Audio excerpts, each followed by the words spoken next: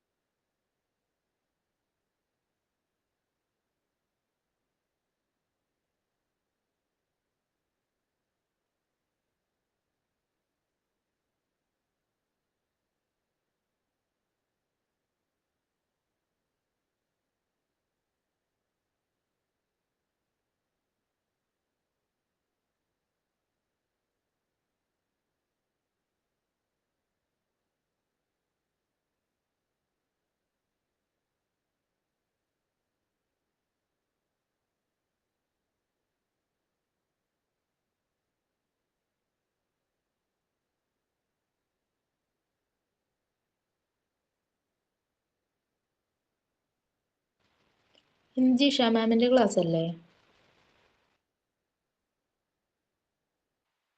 അതെ, ക്ലാസ് വെച്ചിട്ടുണ്ടല്ലോ. സ്റ്റാർട്ട് ചെയ്യാറുണ്ടല്ലോ നമുക്ക്.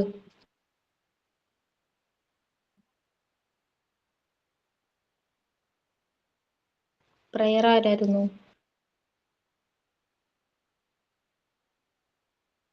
ആരും പറഞ്ഞില്ല, ഞാൻ ചെയ്യണോ? ചെയ്തോടാ. എന്നാ മറ്റേ അമൃത പാടിക്കോ. സത്യമായി ശുദ്ധ സ്നേഹമായി ദിവ്യജ്ഞാനമായി വാഴും ദൈവമേ, നിത്യവും നിൻ കൃപാകടാക്ഷങ്ങൾ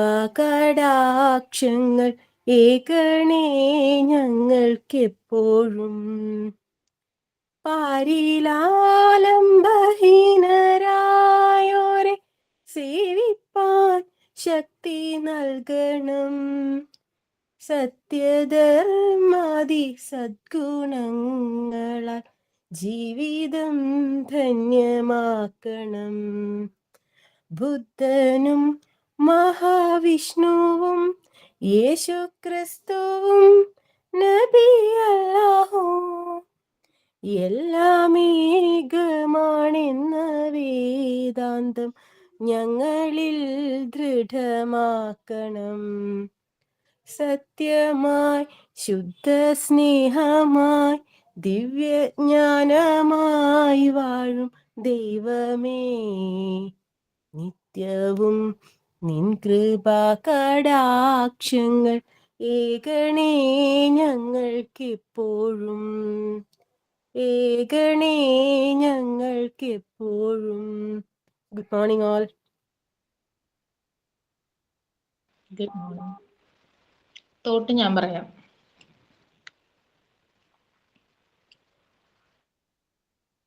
Every external storm, but you can always control the ship you sail. Today, focus not on the course around you, but on the steadiness within you.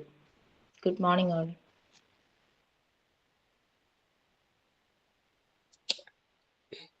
Okay. Good morning, ma'am, and my dear friends. A small sign out with action song. Okay. കേൾക്കുന്നുണ്ടോ? Okay. Good morning, teacher. Good morning, friends. A brand new day of learning begins. Smiles are shining, hearts are bright. Let's make today so full of light. We will sing and dance, we will read and play, we will learn new things in a joyful way. With love and care in all we do. Each day brings something fresh and new. Hands together, let's start our day with happy thoughts in every way. Good morning, teacher. Good morning, friends. Let's learn with joy that never ends. Thank you.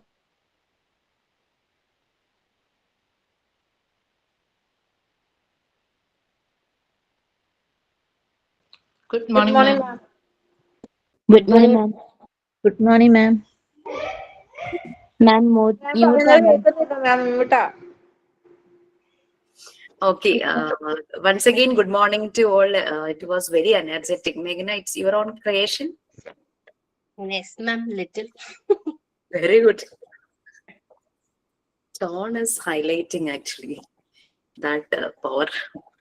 What do you say? Vibe. Nowadays, all are telling like some vibe is there. Not some a huge, huge off. Okay, Because fine. attending the class now, ma'am, so the vibe will be more. Yes, yes, that's it. Okay, anyway, most probably, you got the message like you have one special class in the night. Yeah, ma'am, got 8 Yes. o'clock now. Because we have to complete our portions this week itself, because you will be having your term 2 examination next week. നമുക്ക് ഈ വീക്കിൽ തന്നെ portions complete ആക്കണം. Next വീക്കിൽ term 2 examination ആണ്. And after that main exam is coming. അപ്പോൾ main എക്സാമിന് മുമ്പ് ഇതുപോലെ തന്നെ ഒരു നൈറ്റ് സെഷൻ നിങ്ങൾക്ക് ഉണ്ടാകും. ഒരു 1.5 hours ഡിപ്പെൻസ്. അപ്പോ ക്ലാസ്സിൽ കയറാൻ പറ്റാത്തവരോട് പറയണം, എന്റെ റിക്വസ്റ്റ് ആയിട്ട് തന്നെ ആ ഒരു സെഷൻ ഒന്ന് അറ്റൻഡ് ചെയ്യാൻ പറയണം. കാരണം എക്സാമിന് വേണ്ടിയിട്ട് മുഴുവൻ വായിച്ചുകൊണ്ടിരിക്കാൻ നമുക്ക് സമയം ഉണ്ടാവില്ല. വായിക്കുമ്പോൾ നമുക്ക് ആകെ ഒരു വല്ലാത്ത സ്ട്രഗിളും ആണ്, നമുക്ക് കൺഫ്യൂഷൻ ആകും. അതിലും ഇറ്റ്സ് ബെറ്റർ ആ വായിക്കാൻ സമയമില്ലെങ്കിൽ ഡെഫിനറ്റ്ലി ആ ഒരു ക്ലാസ് ഒന്ന് അറ്റൻഡ് ചെയ്യണം എല്ലാവരും പറയണം കേട്ടോ. അതുകൊണ്ടാണ് ഞാൻ അത് ഈവനിങ് സെഷൻ വെക്കുന്നത്. നൈറ്റിൽ എല്ലാവർക്കും കയറാനും പറ്റും എന്നുള്ളൊരു പ്രതീക്ഷയുള്ളൂ. Okay, so The class will be 1 hour or 1.5 hours. 1 hour only. If it is like we have only a few more portions to complete, then I will extend that to 1.5 hours. If we complete within today itself, I will take half an hour more. Else I will take tomorrow's session also. Okay, ma'am, fine. Okay, so what's next? Anything else like you want to share? എന്തെങ്കിലും ഉണ്ടോ നിങ്ങൾക്ക് share ചെയ്യാൻ? വൈവയൊക്കെ നന്നായി പോകുന്നുണ്ടോ? എല്ലാവരും attend ചെയ്യുന്നുണ്ടോ? Yes, ma'am.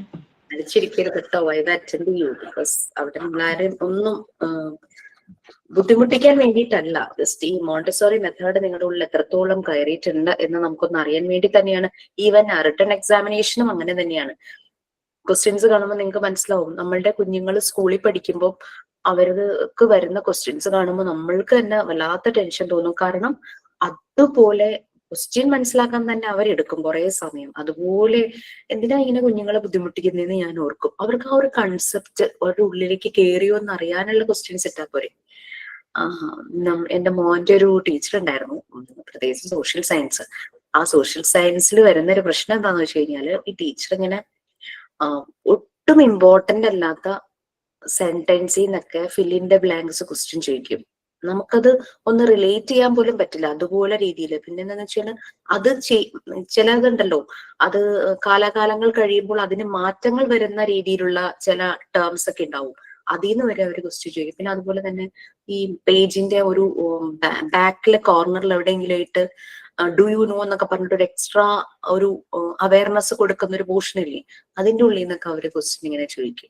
ഞാൻ ഒരു ദിവസം ടീച്ചറോട് ചോദിച്ചു, അല്ലെങ്കിൽ തന്നെ ഇഷ്ടം പോലെ പഠിക്കാനുണ്ട്. ടീച്ചറോട് ചോദിച്ചു, ടീച്ചർ എന്താ ഇങ്ങനെ ക്വസ്റ്റ്യൻ ഇടണേന്ന്? ആ കുട്ടികൾ ടെക്സ്റ്റ് നല്ലപോലെ റീഡ് ചെയ്യണമെന്ന്. പക്ഷെ ടെക്സ്റ്റ് നല്ലപോലെ റീഡ് ചെയ്യണം, ദാറ്റ്സ് ഇറ്റ്, ഞാൻ അത് അക്സെപ്റ്റ് ചെയ്യുന്നു. പക്ഷേ നമ്മൾക്കൊരു എക്സാം എന്ന് പറയുമ്പോൾ അതിനൊരു സ്റ്റാൻഡേർഡ് ഉണ്ടാവില്ലേ? എക്സാമിന്റെ ടോപ്പിക്കിന് റിലേറ്റഡ് ആയിട്ടുള്ള ക്വസ്റ്റ്യൻസ് വരിക എന്നുള്ളത് നമ്മളിവിടെ ഈവൻ പരീക്ഷയ്ക്ക് ക്വസ്റ്റ്യൻ പേപ്പർ ഇടുമ്പോൾ ഞങ്ങൾ ടീച്ചേഴ്സ് തമ്മിൽ അങ്ങനെ ഡിസ്കസ് ചെയ്യാറൊന്നുമില്ല. പക്ഷെ എല്ലാവരുടെയും മൈൻഡ് അങ്ങനെ തന്നെയാണ്. അവരും അങ്ങനെ തന്നെ ഇടുള്ളൂ. നിങ്ങളെ കഷ്ടപ്പെടുത്തുന്ന ക്വസ്റ്റ്യൻ അല്ല, എന്താണ് ആ ടോപ്പിക്കിൽ മെയിൻ ആയിട്ടുള്ള കണ്ടന്റ്, അതിനെ റിലേറ്റ് ചെയ്ത് മാത്രമാണ് അവരെല്ലാരും ക്വസ്റ്റ്യൻസ് പ്രിപ്പയർ ചെയ്യുന്നത്. അങ്ങനെയാണ് ശരിക്കും ഒരു എക്സാം, ഒരു സിസ്റ്റം വേണ്ടതെന്നാണ് എനിക്ക് തോന്നുന്നത്. നമ്മൾ ടീച്ചറുടെ അറിവ് അളക്കാനുള്ളതല്ല എക്സാം.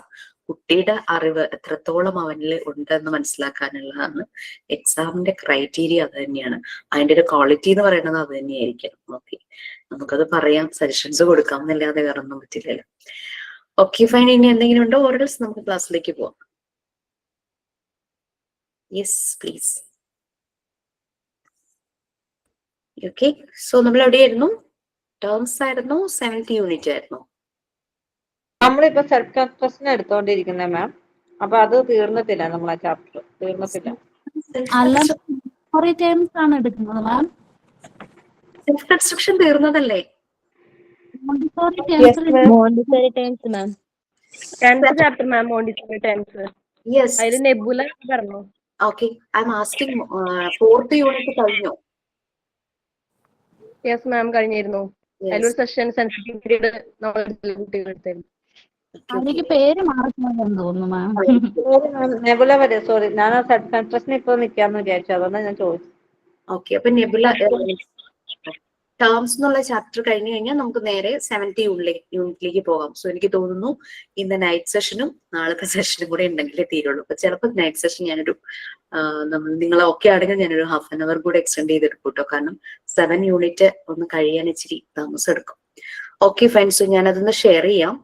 നമുക്ക് റീഡ് ചെയ്ത് പോകാനൊന്നും സമയമില്ല. ആരെങ്കിലും ക്ലാസ് ലീഡ് ചെയ്യാൻ റെഡി ആണെങ്കിൽ you can lead the class.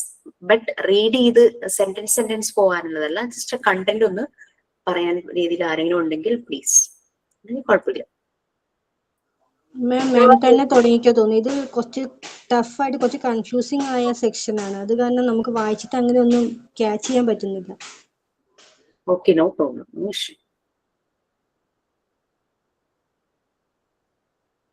മാം, ഞാനൊരു കാര്യം ചോദിച്ചോട്ടെ മാം? എനിക്ക് വൈവേ അറ്റൻഡ് ചെയ്യാൻ പറ്റിയില്ല, റേഞ്ച് ഇല്ലാത്തതുകൊണ്ട്. അപ്പൊ എനിക്ക് ഇന്ന ടൈമുള്ളൂ. നാളെ എനിക്ക് സ്കൂളിൽ അബാക്കസ് പഠിപ്പിക്കുന്നുണ്ട്. അപ്പൊ നാളെ സ്കൂളിൽ പോകണം ടീച്ചറെ. അപ്പൊ സ്ലോട്ട് തന്നിട്ടില്ലേ? ഇന്ന് വ്യാഴാഴ്ചയല്ലേ? ഇന്നുണ്ടെന്ന് പറഞ്ഞായിരുന്നു, പക്ഷെ ഇന്ന് വന്നില്ല, സ്ലോട്ട് വന്നില്ല. ആണോ? ഞാൻ ചോദിച്ചിട്ട് പറയാം കേട്ടോ. ഓക്കെ മാം, എനിക്ക് ഇന്ന്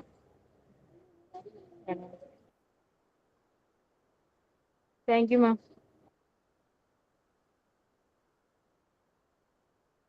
ഞാൻ ചോദിച്ചപ്പോ അന്ന് തന്നെ ചോദിച്ചപ്പോ എന്നോട് തേഴ്സ്ഡേ സ്ലോട്ട് ഇട്ടിട്ടുണ്ടെന്നാണ് പറഞ്ഞത്. ഇന്ന് ടേസ്റ്റ് ഉണ്ടെന്നായിരുന്നു പറഞ്ഞു, ഇന്ന് ഇതുവരെ വന്നില്ല. ഓക്കെ ഓക്കെ, ചോദിക്കാം.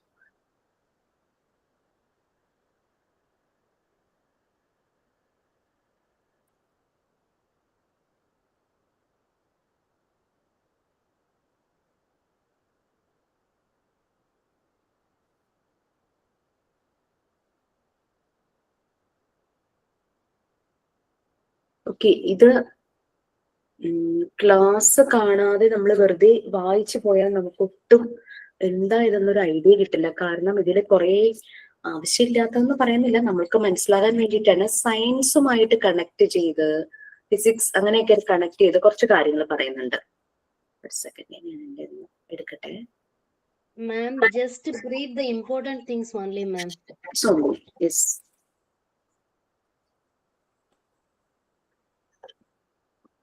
നമ്മള് യെസ് മാം, നമ്മുടെ പാരറ്റസിൽ ലാസ്റ്റ് ഇങ്ങനെ സുവോളജി, ബയോളജി അങ്ങനെ പറഞ്ഞു കൊടുത്തിരിക്കുന്നത് ഇതുമായിട്ട് ബന്ധപ്പെട്ടതാണോ? അല്ല, നമ്മുടെ മോഡ്യൂൾ 3 ആണ് നമ്മുടെ പാരറ്റസ് റെക്കോർഡ്. പാരറ്റസ് റെക്കോർഡിനെ 5 ഏരിയയിലായിട്ടാണ് നിങ്ങൾ എഴുതുന്നത്. 5 ഏരിയയിലുള്ള മെറ്റീരിയൽസിന്റെ ഡീറ്റെയിൽസ് ആണ് എഴുതുന്നത്. മോഡ്യൂൾ 3 എടുത്ത് നോക്കിക്കഴിഞ്ഞു കഴിഞ്ഞാൽ നിങ്ങൾക്കും അവിടെ കാണാം 5 പാർട്സ്. മറിയ മോണ്ടിസോറി ഡിസൈൻ ചെയ്ത മോണ്ടിസോറി പ്രിപ്പയർഡ് എൻവയോൺമെന്റിലെ 5 ഏരിയയാണത്. അതാണ് നിങ്ങളുടെ മോണ്ടിസോറി അപ്പാരറ്റസ് എന്ന് പറയുന്നത്. അതാണ് module 3 practical session. Okay, demonstration കാര്യങ്ങളെല്ലാമാണ് അതിനകത്ത് ഉണ്ടായിരുന്നത്. അത് നമുക്ക് കുട്ടികളെ കൊണ്ട് ചെയ്യിപ്പിക്കാവുന്ന കുറെ ഡെമോൺസ്ട്രേഷൻ ഒക്കെയാണ്. കോഴ്സ് കഴിഞ്ഞതിന് ശേഷം ഒന്ന് വായിച്ചു നോക്കി നമ്മൾ എവിടെയെങ്കിലും വർക്ക് ചെയ്യുന്നിടത്ത് നമുക്കത് പ്രിപ്പയർ ചെയ്ത് കൊണ്ടുപോവുകയോ ഒക്കെ ചെയ്യാം. ജഗ്ഗില് വെള്ളം നിറയ്ക്കുന്നത്, ബീഡ്സ് മീൻസ് പൾസസ്, കടല, പരിപ്പ് അതൊക്കെ കണ്ടെയ്നറിൽ ഫില്ല് ചെയ്യുന്നത്, ക്ലോത്ത് ഫോൾഡ് ചെയ്യുന്നത്, നാപ്കിൻസ് ഫോൾഡ് ചെയ്യുന്നത്, അങ്ങനെ കുറെ practical life area, life skills ഇല്ലേ, അത് തന്നെയാണ് ആ മറ്റേ മോഡ്യൂൾ 3 പറയുന്നത്. പിന്നെ മറിയം മോണ്ടിസോറി ഞാൻ യു കെ ജിയിലായിരുന്നപ്പോൾ ഞാൻ ട്രെയിനിങ്ങിന് പോയിരുന്ന സമയത്ത് ഞാൻ ഇതുപോലെ നമ്മുടെ സർക്കിൾസ് അങ്ങനെ നമ്മുടെ ഷേപ്സ് വെച്ചിട്ട് ഇങ്ങനെ കളർ ചെയ്തു ഞാൻ. അതായത് ഇങ്ങനെ ജസ്റ്റ് ഇങ്ങനെ റൗണ്ട് ചെയ്ത് ഇങ്ങനെ വരച്ചിട്ട് അതിന്റെ ഓരോ ലൈനിലും ഓരോ ഡോട്ട് സർക്കിൾ വെച്ചിട്ട് വരച്ചിട്ട് അതിൽ ഞാൻ പല കളേഴ്സ് ഫില്ല് ചെയ്തു. എന്നിട്ട് ഞാൻ സൈഡിൽ വേറൊരു പേപ്പറിൽ ട്രയാങ്കിളും സർക്കിളും പിന്നെ റെക്റ്റാങ്കിളും കൂടെ വെച്ചിട്ട് ഞാൻ ചോദിക്കും ഇതിൽ ഏത് കളറാ വന്നിരിക്കുന്നതെന്ന് ചോദിക്കുമ്പം കുട്ടികൾക്ക് അങ്ങനെ ഞാൻ പ്രാക്ടീസ് കൊടുത്തിരുന്നു. അപ്പൊ അവർക്ക് അതിന്റെ ഷേപ്സ് അത് മനസ്സിലാകാൻ വേണ്ടിയിട്ട് ഞാൻ അങ്ങനെ ഒരു വർക്ക് ചെയ്യാൻ കൊടുത്തിട്ടുണ്ടായിരുന്നു. Very good. കാരണം പോകുന്ന എല്ലാവരും വളരെ ഇന്നോവേറ്റീവ് ആയിട്ടാണ് കാര്യങ്ങൾ ചെയ്യുന്നത്. അപ്പൊ നിങ്ങൾക്ക് അതിനുള്ള റെഫറൻസ് ആണ് മോഡ്യൂൾ 3. അതുപോലെ തന്നെ നമ്മൾ എഴുതിയ 4th റെക്കോർഡും ഫസ്റ്റ് എല്ലാ റെക്കോർഡും നമുക്ക് അതിനുള്ള റെഫറൻസ് തന്നെയാണ്. നമ്മൾ ഇന്നോവേറ്റീവ് ആയിട്ട് ഐഡിയാസ് ക്രിയേറ്റ് ചെയ്ത് കുട്ടികളുടെ മുന്നിൽ കൊടുക്കുന്നു. അതാണ് ശരിക്കും വേണ്ടത്. ഓക്കെ, ഒരു ടീച്ചർ ഒരു ക്രിയേറ്റർ ആയിരിക്കണം. ഇമാജിനേഷൻ ആൻഡ് ക്രിയേറ്റിവിറ്റി നല്ല ഹൈ ലെവലില് ടീച്ചർക്ക് വേണം. അപ്പോഴാണ് കുട്ടികൾക്ക് ആ ഒരു റിഫ്ലക്ഷൻസ് കിട്ടുള്ളൂ. ഓക്കെ, നമ്മൾ ആരോ പറഞ്ഞു വെച്ചത് തന്നെ നമ്മൾ ഫോളോ ചെയ്യാന്ന് പറഞ്ഞു കഴിഞ്ഞാൽ അതിൽ കാര്യമില്ലല്ലോ. ഓക്കെ, അപ്പൊ നമ്മള് മോണ്ടിസോറി ടേംസ് എന്നുള്ള ആ ഒരു ചാപ്റ്ററിൽ കുറെ കാര്യങ്ങൾ നമ്മൾ പറഞ്ഞു വന്നു അല്ലെ. അപ്പൊ ഇതിൽ നിങ്ങൾ മനസ്സിലാക്കേണ്ട 3, അതായത് നിങ്ങൾക്ക് കൺഫ്യൂഷൻ വരുന്ന 3 ടേംസ് ആണ് ഹോം, നെബുലി, ഹോം, മീം, നെബുലി. ഹോം ജസ്റ്റ് ലൈക്ക് നമ്മുടെ ഹോർമോൺസ് എന്നുള്ളത് തന്നെയാണ്. അപ്പൊ ഇതില് കുറെ കാര്യങ്ങൾ ഹോമിനെ പറ്റി പറയുന്നുണ്ട്. അത് നമുക്ക് അതിന്റെ സയന്റിഫിക് ആയിട്ടുള്ളതോ അല്ലെങ്കിൽ സയൻസിനുമായിട്ട് കമ്പയർ ചെയ്ത് പറഞ്ഞിട്ടുള്ളതോ അങ്ങനെയുള്ള കാര്യങ്ങളൊന്നും നമുക്ക് ശരിക്കും പറഞ്ഞാൽ ആവശ്യമില്ല. അപ്പൊ ഹോം എന്ന് പറയുന്നത് ഒരു വൈറ്റൽ എനർജിയാണ്. അതൊരു വൈറ്റൽ എനർജിയാണ്, ഒരു പർപ്പസ്ഫുൾ ആക്ടിവിറ്റി ചെയ്യാനുള്ള വൈറ്റൽ എനർജി. നമ്മുടെ ബോഡിയിൽ ഹോർമോൺസ് ഉള്ളത് നമുക്കറിയാം, എൻസൈംസും ഹോർമോൺസും ഉണ്ട്. ബോഡിക്കകത്ത് കെമിക്കൽ ആക്ഷൻസ് നടക്കുന്നുണ്ട്. നമ്മൾ ചെയ്യുന്ന ഓരോ ആക്ഷനും ഇതിന്റെ എല്ലാം റിഫ്ലക്ഷൻസ് ആണ്. പെട്ടെന്ന് എന്തെങ്കിലും കണ്ണു കാണുമ്പോൾ നമ്മൾ പേടിക്കുന്നത് അല്ലെ, അപ്പൊ നമ്മളുടെ ഒരു ഹോർമോൺ അവിടെ ട്രിഗർ ചെയ്യുന്നുണ്ട്. പിന്നെ പെട്ടെന്നൊരു എന്തെങ്കിലും നമ്മുടെ നേരെ വരുമ്പോഴേക്കും നമ്മൾ പെട്ടെന്ന് മാറിപ്പോകുന്നത് ഒരു റിഫ്ലക്സ് ആക്ഷൻ. ആരെങ്കിലും വീഴാൻ പോകുന്നത് പോലെ കാണുവാണെങ്കിൽ നമ്മൾ അത് പിടിക്കുന്നത്. ഇതെല്ലാം നമ്മുടെ ഉള്ളിലുള്ള ഈ എനർജിയുടെ ഒരു എഫക്റ്റ് തന്നെയാണ്.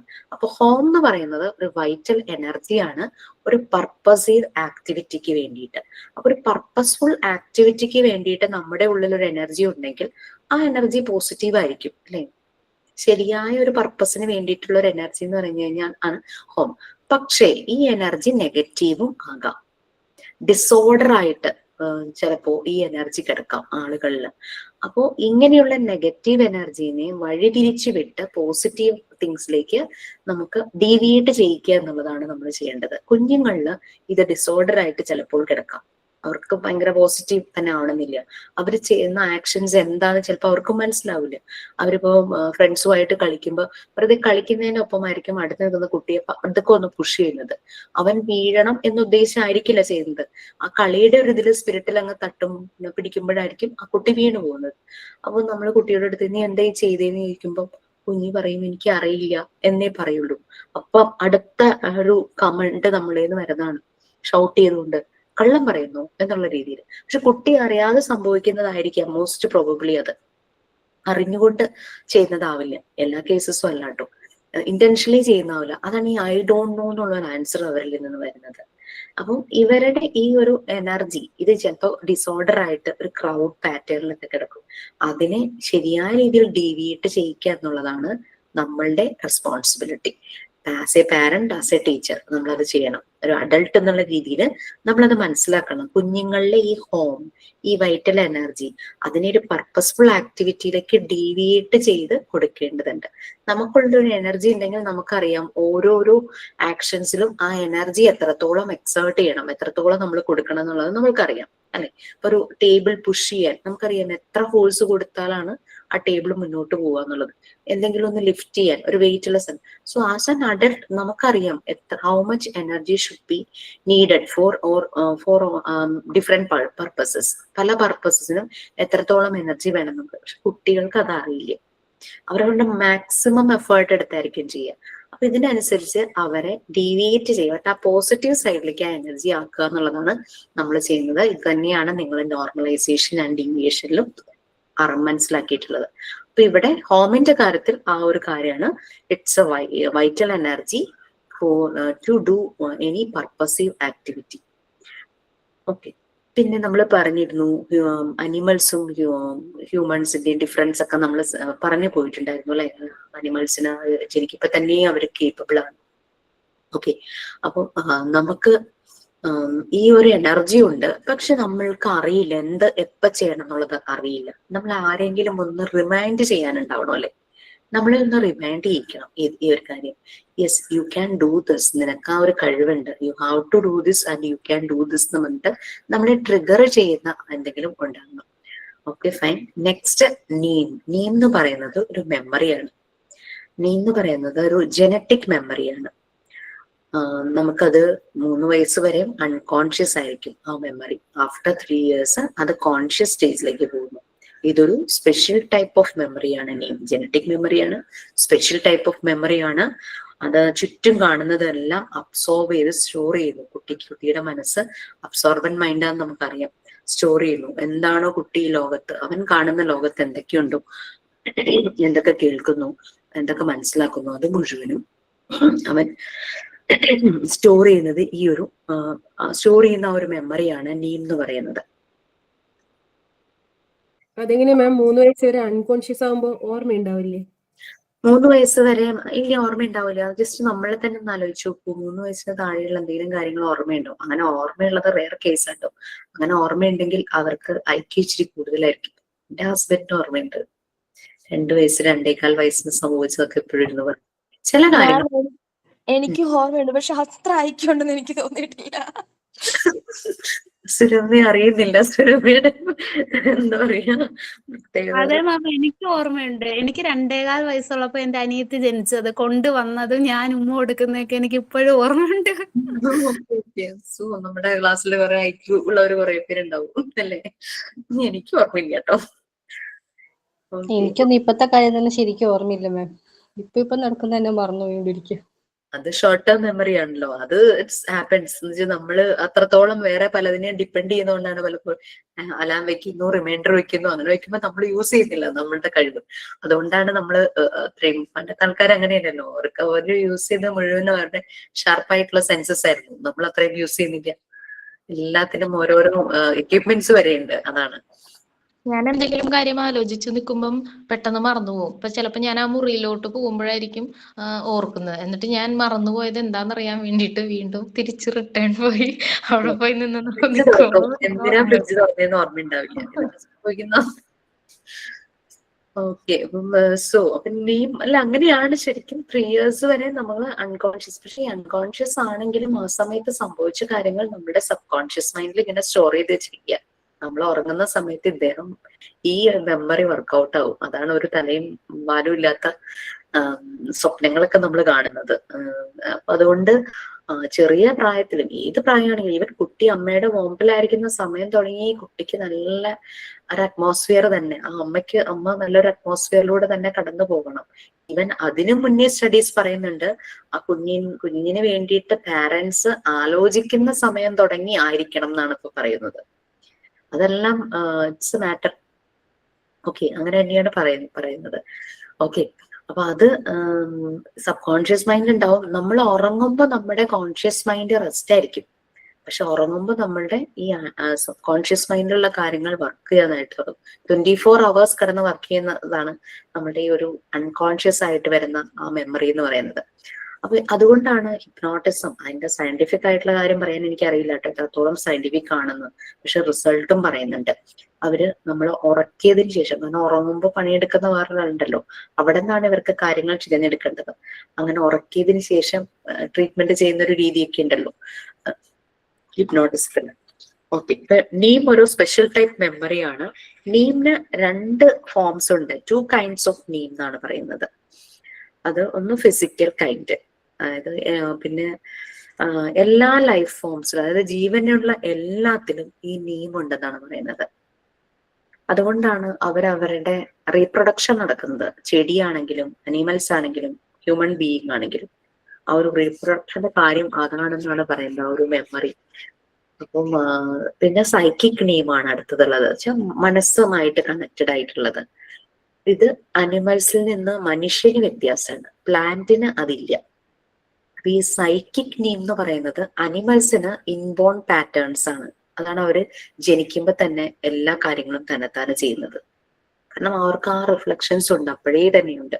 പക്ഷെ മനുഷ്യൻ കുറേ നാള് ഡിപ്പെൻഡന്റ് ആയിരിക്കും. അവർ ഇൻഡിപെൻഡന്റ് ആകാൻ തുടങ്ങുന്നത് പിന്നെയും കാലം എടുത്തിട്ടാണ്. അതുകൊണ്ടാണ് മറിയ മോണ്ടിസോറി ആ മനുഷ്യന്റെ മനസ്സിനെ സ്പിരിച്വൽ എംബ്രിയോ, അപ്പോഴും എംബ്രിയോ സ്റ്റേജിലാണ് മൈൻഡ് എന്ന് പറയുന്നത്. നമ്മൾ ആളുകളെ കളിയാക്കി പറയുന്ന പോലെ ശരീരം മാത്രമേ വളർന്നിട്ടുള്ളൂ, മനസ്സ് ദൂരം വളർന്നിട്ടില്ല എന്ന് പറയുന്നത് ഇറ്റ്സ് ട്രൂ. ആ ഒരു മൈൻഡ് ഡെവലപ്പായി വരാനായിട്ട് സമയമെടുക്കും.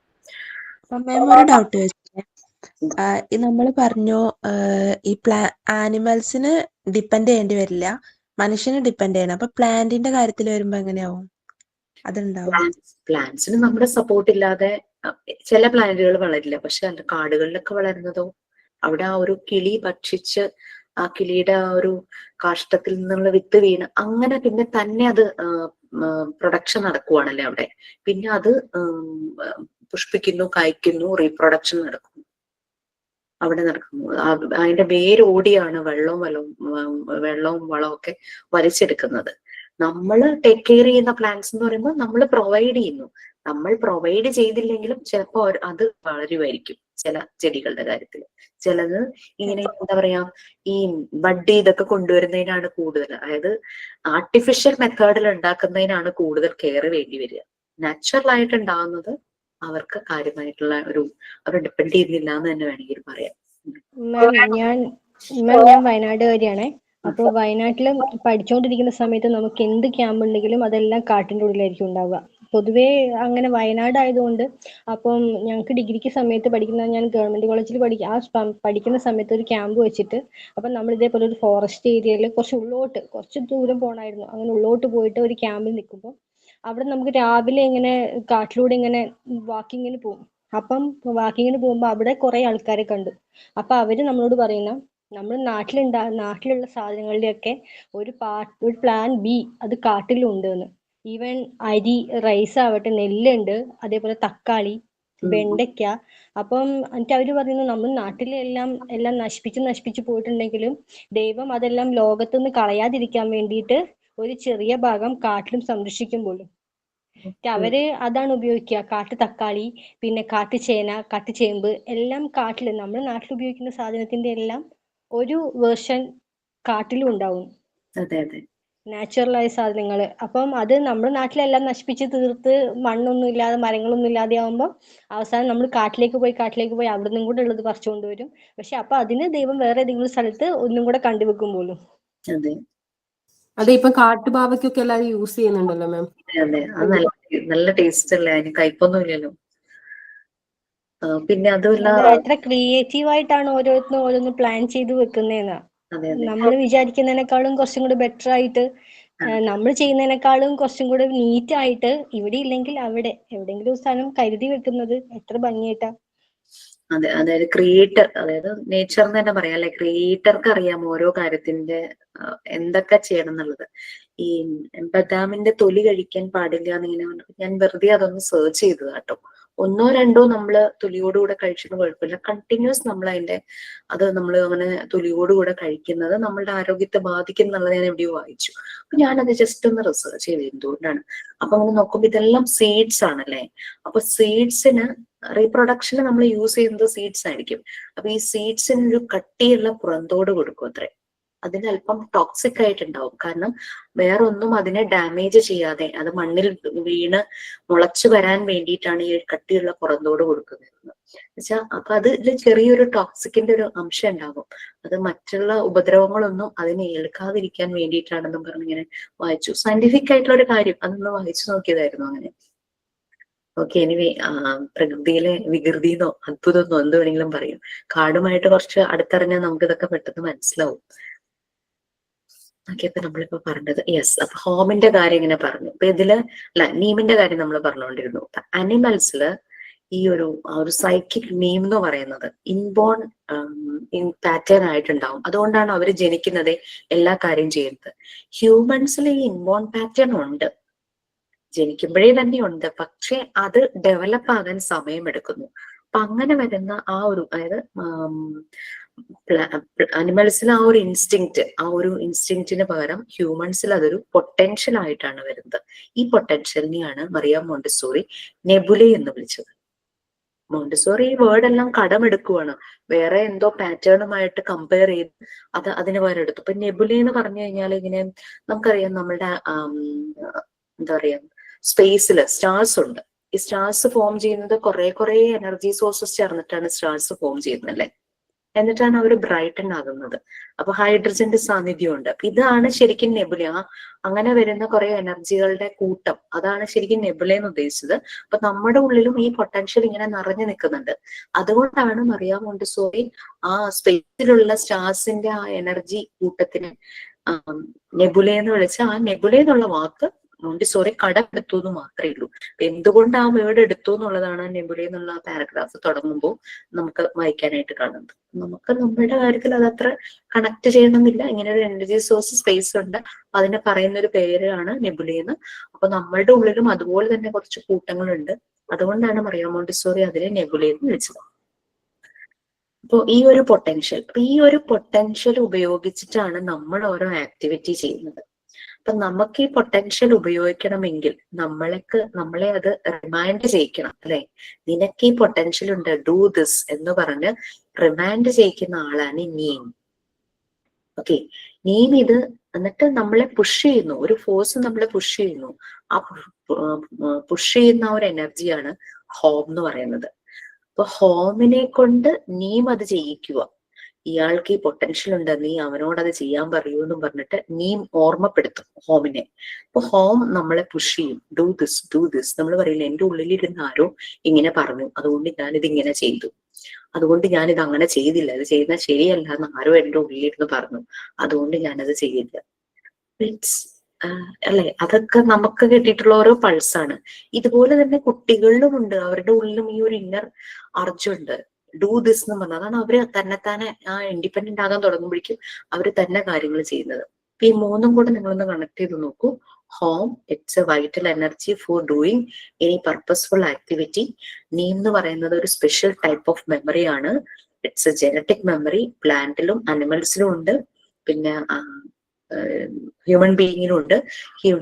ഹ്യൂമൻ ബീയിങ്ങിലും അനിമൽസിലും ഒരു സൈക്കിക് നീം ഉണ്ട്. ആ ഒരു സൈക്കിക് നീം എന്ന് പറയുമ്പോൾ അത് അനിമൽസിൽ ആദ്യമേ തന്നെ ഉണ്ടാവും, ജനിക്കുമ്പോ തന്നെ. ഹ്യൂമൻസിൽ ജനിക്കുമ്പോ തന്നെ അത് വേറൊരു പാറ്റേണിലാണ് കാണപ്പെടുന്നത്. ആ കാണപ്പെടുന്ന പാറ്റേൺ ആണ്, അതൊരു പൊട്ടൻഷ്യൽ ആണ്. അതാണ് നെബുല എന്ന് പറയുന്നത്. അപ്പൊ ജനിച്ച ഉടനെ തന്നെ ഒന്നും ഈ പൊട്ടൻഷ്യൽ യൂസ് ചെയ്യാനായിട്ട് അവർക്ക് പറ്റുന്നില്ല.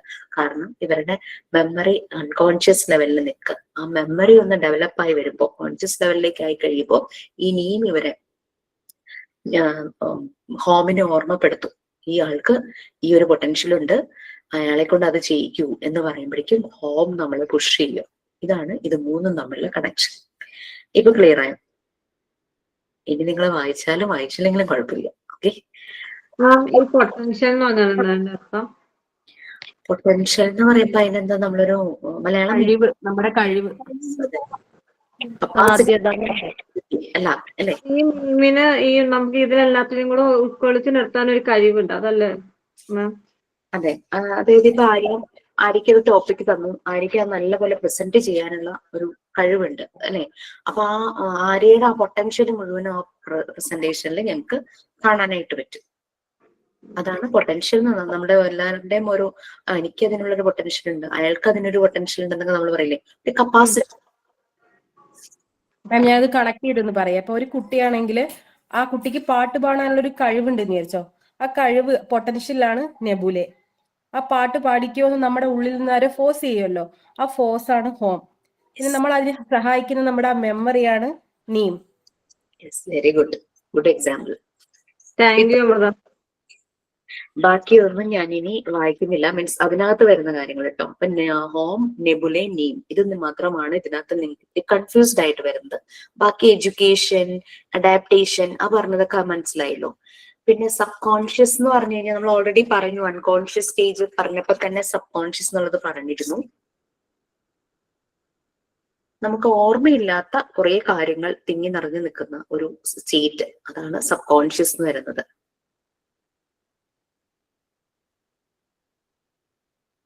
അബോധാവസ്ഥ എന്നോ അങ്ങനെ എന്തെങ്കിലുമൊക്കെ പറയാൻ പറ്റും. അൺകോൺഷ്യസ് അല്ല, അത് നമുക്ക് അങ്ങനെ മൈൻഡിൽ അങ്ങനെ ഒരു ഭാഗമുണ്ട്, സബ് കോൺഷ്യസ് മൈൻഡ് എന്നുള്ളൊരു ഒരു ഭാഗം. മാം ഈ വലിയ പാരഗ്രാഫിൽ നിന്ന് അതിന്റെ ഇടയിൽ നിന്ന് വല്ല ക്വസ്റ്റ്യനും വരുമോ എക്സാമിന്? നമ്മുടെ ഇതിനകത്ത് ആകെ പറയുന്നത് നമ്മുടെ ആ ഒരു sub conscious mind 24 hours work ചെയ്യുന്നു എന്നുള്ളതാണ്. സബ് കോൺഷ്യസ് ഇന്നലെ ഞാൻ 8th ബാച്ചിന് PGയുടെ ടോപ്പിക്സ് റിവിഷൻ കൊടുക്കുമായിരുന്നു. റിവിഷൻ ഒക്കെ കഴിഞ്ഞപ്പോഴേക്കും ചോദിച്ചു, എന്റെ സെഷനിൽ 22 ക്വസ്റ്റ്യൻ ഉണ്ട് എന്ന് പറഞ്ഞു അതിൽ നിന്നൊരു 10 ക്വസ്റ്റ്യൻ പറഞ്ഞു തരാമെന്ന് ചോദിച്ചു. ഞാൻ പറഞ്ഞു റെക്കോർഡ് ക്ലാസ് കാണും, അതിൽ എന്റെ ആ ഒരു ചില കാര്യങ്ങൾ ഞാൻ ഹൈലൈറ്റ് ചെയ്യുന്നുണ്ടാവും, അത് നിങ്ങളുടെ ടാസ്ക് ആണ്, അത് വെച്ച് നിങ്ങൾ കണ്ടുപിടിക്കാൻ പറഞ്ഞു ക്വസ്റ്റ്യൻസ്. അപ്പൊ ചിലരും നല്ല മിടിക്കുകയാണ് അവര്. ഞാൻ ഭയങ്കരമായിട്ട് സ്ട്രെസ് ചെയ്ത് പറഞ്ഞതൊക്കെ നോട്ട് ചെയ്ത് വെച്ചു. അപ്പൊ അവര് പറഞ്ഞു ഞങ്ങളെല്ലാം നോട്ട് ചെയ്തിട്ടുണ്ടെന്ന് പറഞ്ഞു. അപ്പൊ അങ്ങനെ ഓക്കെ. എന്തായാലും ഞാൻ റിവിഷൻ ക്ലാസ്സിൽ എക്സാം പോയിന്റ് ഓഫ് വ്യൂലായിരിക്കും റിവിഷൻ ക്ലാസ് എടുക്കുന്നത്. ഓക്കെ. സോ സബ് കോൺഷ്യസ് എന്ന് പറയുമ്പോൾ 24 hours വർക്ക് ചെയ്യുന്നതാണ്. അതിന് ഉറക്കമില്ല, റെസ്റ്റ് ഇല്ല, അതിങ്ങനെ പണിയെടുത്തോണ്ടേയിരിക്കും. പ്രത്യേകിച്ച് നമ്മൾ ഉറങ്ങുമ്പോൾ പ്രത്യേകിച്ചും ആളുടെ പണി അതായിരിക്കും, ഇരുന്ന് ഓരോ പണി ഉണ്ടാക്കൽ. ഓക്കെ. മോസ്റ്റ് ആക്റ്റീവ് ആയിരിക്കും. അതിങ്ങനെ അത് അതിന്റെ തന്നെ ഒറ്റയ്ക്ക് ഇങ്ങനെ നിന്ന് കാര്യങ്ങൾ ചെയ്യുന്നത്. പലപ്പോഴും നമ്മള് പിറ്റേ ദിവസം മോർണിംഗ് എണീക്കുമ്പോൾ നമുക്ക് എന്തൊക്കെയൊക്കെ ഒരു വെയ്ഗായിട്ട് എന്തോ കാര്യങ്ങളൊക്കെ വരുന്നത് ഈ സബ് കോൺഷ്യസ് മൈൻഡിന്റെ ഒരു ഇത് കൊണ്ടാണ്. പക്ഷെ ചില സമയത്ത് നമ്മൾ നല്ല സൗണ്ട് സ്ലീപ്പ് ആണെങ്കിലും നമ്മൾക്ക് ഉണ്ടാവില്ല. പക്ഷെ ഡിസ്റ്റർബ്ഡ് ആയിട്ട് നമ്മൾ ഉറങ്ങുമ്പോൾ നമ്മൾ എന്തൊക്കെയൊക്കെയോ വെയ്ഗായിട്ട് കാണും. അതൊക്കെ ഈ സബ് കോൺഷ്യസ് മൈൻഡിന്റെ പണിയാണ്. ഓക്കെ. ഇനി നിങ്ങൾ ഓൾറെഡി ഇൻഡിവിജ്വൽ ഡിഫറൻസസിൽ പഠിച്ച കുറച്ച് കാര്യങ്ങളാണ് പറയുന്നത്. നമ്മുടെ ഫിസിക്കൽ ട്രേറ്റ് നമുക്കറിയാം, എല്ലാ മനുഷ്യരും ഒരുപോലെയല്ല കാണാനിരിക്കുന്നത്. ഓക്കെ, അവരിൽ വ്യത്യാസങ്ങളുണ്ട്. അത് ഏതെല്ലാം ഫിസിക്കൽ ആയിട്ടുള്ള വ്യത്യാസങ്ങളുണ്ട്, നമ്മുടെ ക്രിയേറ്റിവിറ്റിയിൽ വ്യത്യാസങ്ങളുണ്ട്, നമ്മുടെ ഇമാജിനേഷനിൽ വ്യത്യാസമുണ്ട്, നമ്മൾ മാനസികമായിട്ട് നമുക്ക് വ്യത്യാസങ്ങൾ പലതുണ്ട്, ആറ്റിറ്റ്യൂഡിൽ വ്യത്യാസം, ആപ്റ്റിറ്റ്യൂഡിൽ വ്യത്യാസം, അങ്ങനെ പല രീതിയിലും വ്യത്യാസമുണ്ട്. അപ്പൊ ഫിസിക്കൽ ഡിഫറൻസസ് വരുന്നത് height, weight, colour of skin, കണ്ണിന്റെ കളറ്, പിന്നെ നമ്മുടെ കൈയുടെ കാലിന്റെ ഒക്കെ സൈസ്, മൗത്തിന്റെ ഷേപ്പ്, ഈവൻ പല റീജിയനിലുള്ള ആൾക്കാരെ നോക്കിക്കഴിഞ്ഞു കഴിഞ്ഞാൽ നമുക്കറിയാലേ, നമ്മൾ കണ്ടു കഴിഞ്ഞാൽ മനസ്സിലാവും അവര് മലയാളികളല്ല, അല്ലെങ്കിൽ അവര് ഇന്ത്യൻസ് അല്ല, അല്ലെങ്കിൽ ഏഷ്യൻസ് അല്ല. ആ ഒരു രീതിയിലൊക്കെ മനസ്സിലാക്കാനായിട്ട് പറ്റും അവരുടെ രീതികളൊക്കെ കാണുമ്പോഴേക്കും. നമുക്കൊരു മണിപ്പൂരി കുട്ടികൾ പഠിക്കുന്ന ഒരു ബാച്ച് ഉണ്ട്, സ്പെഷ്യൽ ബാച്ചാണ്. അപ്പൊ മണിപ്പൂരി കുട്ടികളുടെ ക്ലാസ് കണ്ടിട്ട് എന്നോട് ആരോ ചോദിച്ചു, മാം നമ്മുടെ ഇൻസ്റ്റിറ്റ്യൂട്ടില് കൊറിയൻസ് പഠിക്കുന്നുണ്ടോന്ന്. അപ്പൊ മേ ബി അവരുടെ ഒരു ഫിസിക്കൽ അപ്പിയറൻസ് അവരുമായിട്ട് മാച്ച് ആവുന്നതുകൊണ്ടായിരിക്കും അങ്ങനെ ചോദിച്ചത്. ഒരു shape of mouth and nose, പിന്നെ അവരുടെ ആ ഒരു ടോൺ, സംസാരിക്കുന്ന ടോൺ, അതൊക്കെ എക്സ്പ്രഷൻസ്, ഫേഷ്യൽ എക്സ്പ്രഷൻസ് ഒക്കെ വ്യത്യാസമായിരിക്കും. സംസാരിക്കുന്നതിലുള്ള ആ ഒരു വ്യത്യാസങ്ങള്, നടക്കുന്ന അതിലെ ആ ഒരു മൂവ്മെന്റിലെ ആ ഒരു സ്പീഡ്, അങ്ങനത്തെ കാര്യങ്ങൾ, സംസാരിക്കുമ്പോഴുള്ള ഇപ്പൊ ഈവൻ എന്തോ നമ്മള് ഒരു ജില്ല തന്നെ എടുത്താൽ തന്നെ അവിടെ പല ടോണിൽ സംസാരിക്കുന്ന ആളുകളായിരിക്കും അല്ലെ. അപ്പൊ അതൊക്കെയാണ് ഫിസിക്കൽ ട്രേറ്റ്സിൽ വരുന്നത്. ഓക്കെ. മെന്റൽ ഡിഫറൻസസ് ഇപ്പൊ നമ്മൾ പറഞ്ഞ നമ്മുടെ പൊട്ടൻഷ്യൽസ്, നമ്മുടെ കപ്പാസിറ്റി, എബിലിറ്റി, അതിനെല്ലാം നമ്മുടെ തിങ്കിങ് പവേഴ്സ് എല്ലാം ഡിഫറെന്റ് ആയിരിക്കും. ഇമാജിനേഷൻ, ക്രിയേറ്റീവ് എക്സ്പ്രഷൻ എല്ലാം അതൊക്കെ ഡിഫറെന്റ് ആയിരിക്കും. കോൺസെൻട്രേഷൻ ലെവൽ, ഇന്റലിജൻസ്, ഇതിലൊക്കെ IQ ഡിഫറൻസസ് എല്ലാം കാണാം. പിന്നെ ആ സെന്റൻസിലെ ലാസ്റ്റ് സെന്റൻസുകളൊന്നും എനിക്ക് ഒട്ടും താല്പര്യമുള്ള വാക്കുകളല്ല. നമ്മളുടെ ടോപ്പിക്സ് അത് ഇൻക്ലൂഡഡ് ആക്കണ്ട. എന്തായാലും ടെക്സ്റ്റ് അപ്ഡേറ്റ് ചെയ്യുമ്പോൾ ഞാൻ അതെല്ലാം ഡിലീറ്റ് ചെയ്യും. നിങ്ങളും അതിന് വലിയ ഇമ്പോർട്ടൻസ് കൊടുക്കേണ്ടത്. കാരണം ആളുകളെ അങ്ങനെ വിളിക്കുന്നത് തന്നെ ശരിയല്ല. കാരണം ഓരോ ആളുകളുടെയും ഇന്റലിജൻസ് ലെവൽ ഡിഫറെന്റ് ആയിരിക്കും അല്ലെ. എന്ന് പറഞ്ഞ് നമുക്ക് ആരെയും നീ ഒരു വിഡ്ഢിയാണെന്നോ, ഫൂളാണെന്നോ, ഇഡിയറ്റ് ആണെന്നോ വിളിക്കണ്ടേ. അങ്ങനെ ചെയ്യാനേ പാടില്ല. അങ്ങനെ ഒരാളെ ഒരിക്കലും ജഡ്ജ് ചെയ്യരുത്. നമ്മളെ ഒരാൾ അങ്ങനെ വിളിക്കുകയാണെങ്കിൽ തന്നെ ആ സൈഡിൽ അങ്ങ് മാറും, അവരോട് സംസാരിച്ചിട്ട് കാര്യമില്ല. ഓക്കെ. അപ്പൊ അതുകൊണ്ട് ആ വേർഡ്സ് ഒന്നും നമുക്കില്ല കേട്ടോ. ആ ഒരു people differ in their general intelligence and on the basis of in IQ also. അത്രയും മതി നമുക്ക്. അത് ആവശ്യമില്ലാത്തൊരു പാർലമെന്ററി വേർഡ്സ് ആയി പോയി എന്ന് ഞാൻ പറയും. ഓക്കെ. പിന്നെ മോട്ടർ എബിലിറ്റിയുടെ ഡിഫറൻസ്, അതുകൊണ്ടാണല്ലോ PT ഉഷയൊക്കെ ഓടുമ്പോൾ പെട്ടെന്ന് എത്തുന്നത്. അങ്ങനെ നമ്മളുടെ മൂവ്മെന്റ്സ്, നമ്മളുടെ മസിൽസ് എക്സേർട്ട് ചെയ്യുന്ന ഫോഴ്സ് എല്ലാം ഡിഫറെന്റ് ആയിരിക്കും. Motor ability reaction time, speed of action. ചിലരെ പറയില്ലേ ഭയങ്കര സ്ലോ ആണെന്ന്. ചിലപ്പോ ജോലികൾ ചെയ്യുന്ന കാര്യത്തിൽ ഇപ്പൊ ചിലർക്ക് കുക്കിംഗ് ഭയങ്കര സ്പീഡ് ചെയ്യുമായിരിക്കും, വീടിന്റെ ക്ലീനിങ് ഭയങ്കര സ്പീഡിൽ ചെയ്യായിരിക്കും. വേറെ ചിലർ പെർഫെക്റ്റ് ആയിട്ട് ചെയ്യും, പക്ഷെ അവരുടെ ആ സ്പീഡ് ഓഫ് ആക്ഷൻ ഡിഫറെന്റ് ആയിരിക്കും. അതെല്ലാം മനുഷ്യരിലുള്ള ഓരോ ഡിഫറൻസ് തന്നെയാണ്. ഓക്കെ, ആ യെസ് മാം. ഞാൻ കൈയൊടിഞ്ഞ് കിടക്കുന്ന സമയത്തായിരുന്നു ഗോവിന്ദസ്വാമി ജയിലിൽ ചാടിയെ. എന്നിട്ട് എന്റെ അമ്മ പറയാ, ദേ ഒരാൾ കൈയൊടിഞ്ഞിട്ടില്ല, അവിടെ വലിയൊരു മതിലും ചാടി കണ്ടത്തിക്കൂടെ ഓടി കിണറ്റിലും വീണ് ഞാനിവിടെ കൈയൊടിഞ്ഞിട്ട് ഭക്ഷണം കഴിക്കാൻ പറ്റാതെ. അപ്പൊ ഞാൻ ശുദ്ധിയില്ലാത്ത മനുഷ്യൻ എന്തൊക്കെ ചെയ്യണം. അതെ അതെ. ഓക്കെ, ചിലര് പെട്ടെന്ന് ക്ഷീണിക്കും, ചിലർ അങ്ങനെ ക്ഷീണിക്കില്ല. അങ്ങനെയുള്ള ഓരോ ഡിഫറൻസസ് ഉണ്ട്. പിന്നെ നമ്മുടെ ഏജിനനുസരിച്ചും ചിലപ്പോൾ ഈ റെസ്പോൺസ് ടൈമും സ്പീഡും എല്ലാം മാറി വരും. പിന്നെ ഇൻട്രസ്റ്റ് ആൻഡ് ആപ്റ്റിറ്റ്യൂഡ്. ഒരാളുടെ ഇൻട്രസ്റ്റ് ആണെന്നെങ്കിൽ വേറൊരാൾക്ക്, നമുക്ക് ഒരിക്കലും ഒരാളുടെ നിനക്കത് ഒട്ടും ഇഷ്ടമല്ലേ അതെന്താ എന്തൊരു അതിശോക്തി കലർന്ന ചോദ്യം ചോദിക്കേണ്ട ആവശ്യമില്ല. പലരുടെയും ഇൻട്രസ്റ്റും ആപ്റ്റിറ്റ്യൂഡ്, അഭിരുചിയും പല രീതിയിലായിരിക്കും. അതിലെല്ലാം വ്യത്യാസം ഉണ്ടാവും. ചിലർക്ക് ഇങ്ങനെ ഗ്രൂപ്പ് ആളുകളെ കാണുന്നതും സംസാരിക്കുന്നതും അങ്ങനെയുള്ള ഗ്രൂപ്പ് ആക്ടിവിറ്റീസ് ഇഷ്ടമായിരിക്കും. ചിലർക്ക് പക്ഷെ ഒറ്റയ്ക്ക് കാര്യങ്ങൾ ചെയ്യുന്നതും അങ്ങനെയൊക്കെ ആയിരിക്കും ഇഷ്ടം.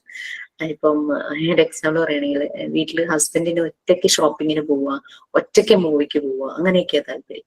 അപ്പൊ ഞങ്ങൾ രണ്ടുപേരും ഒരേ മൂവി കാണും, പക്ഷെ ഡിഫറെന്റ് ഡേയ്സിലോ ടൈമിലോ ഒക്കെ ആയിരിക്കും.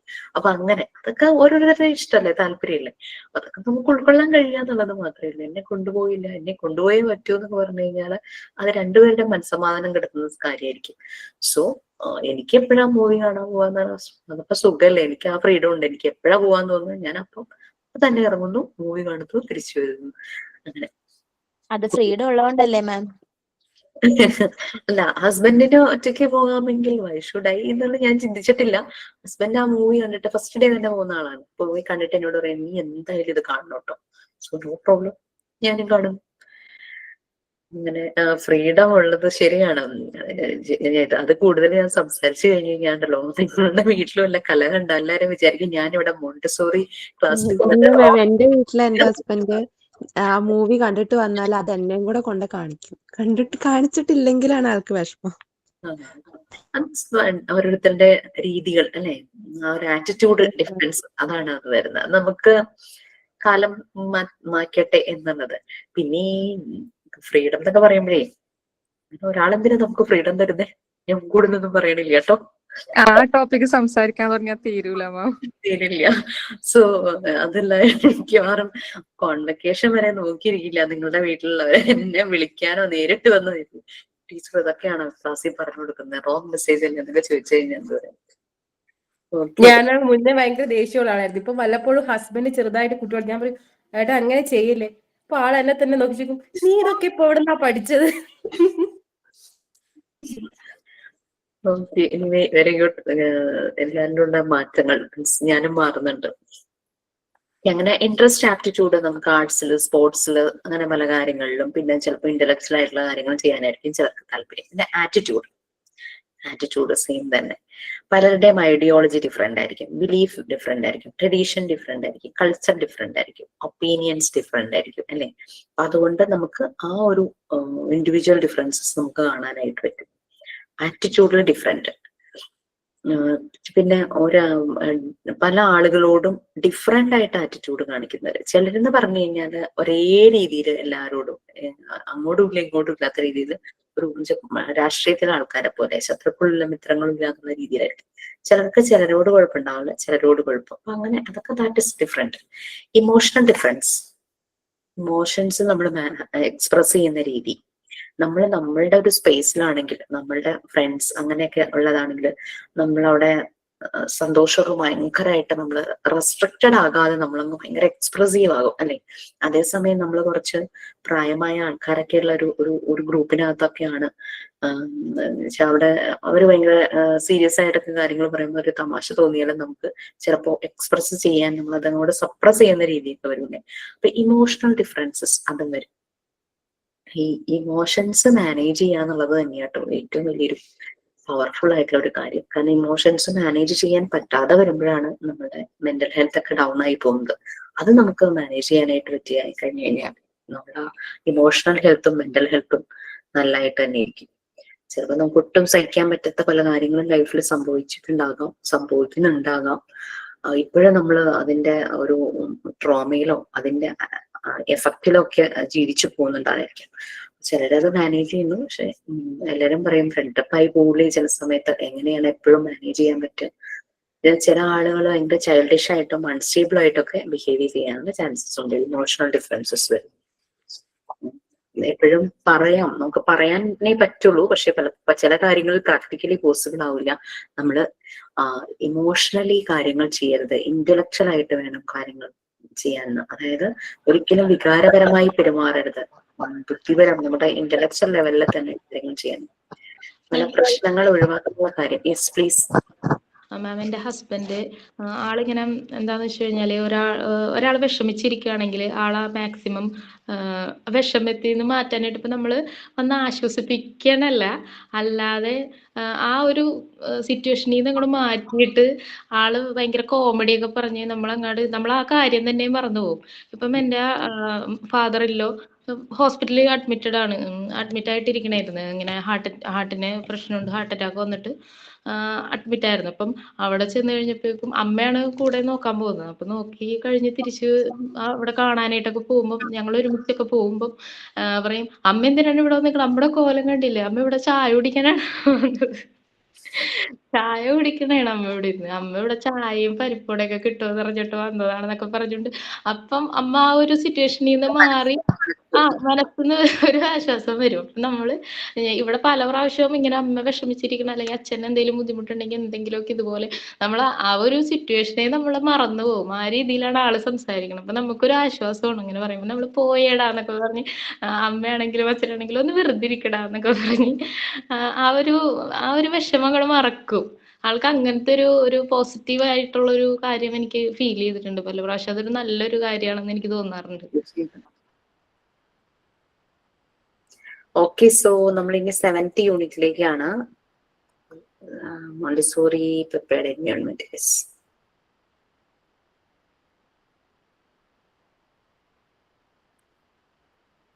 മറിയ മോണ്ടിസോറി എൻവയോൺമെന്റ് എങ്ങനെ പ്രിപ്പയർ ചെയ്തു എന്നുള്ളതാണ് നെക്സ്റ്റ് വരുന്നത്.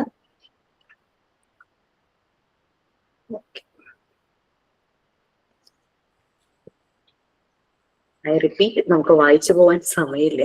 അങ്ങനെയല്ല, വായിച്ചു പോയി കഴിഞ്ഞു കഴിഞ്ഞാൽ എവിടെയും എത്തില്ല. But you can share your thoughts and opinions also.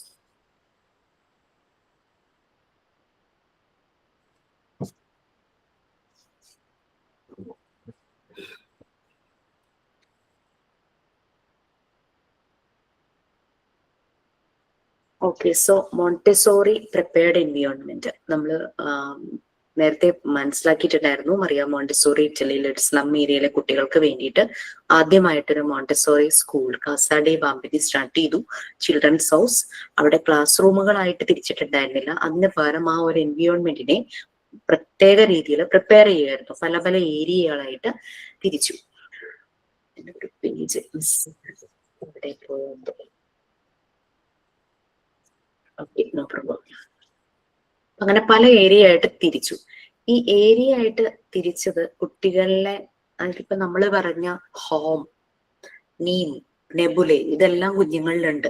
അപ്പൊ അത് കറക്റ്റ് വേയില് യൂസ് ചെയ്ത് അവരെ പല പല ആക്ടിവിറ്റീസിലൂടെ ഇത് ശരിയായ രീതിയിൽ ഉപയോഗിക്കുക എന്നുള്ളതാണ് മറിയ മോണ്ടിസോറി ചെയ്തത്. അപ്പൊ കുട്ടികളെ സംബന്ധിച്ച് അവർ കളിക്കുവാണ്. പക്ഷെ അവര് ഓരോ ആക്ടിവിറ്റിയിലൂടെ അവർ വർക്ക് ചെയ്യുവാണ് ശരിക്കും.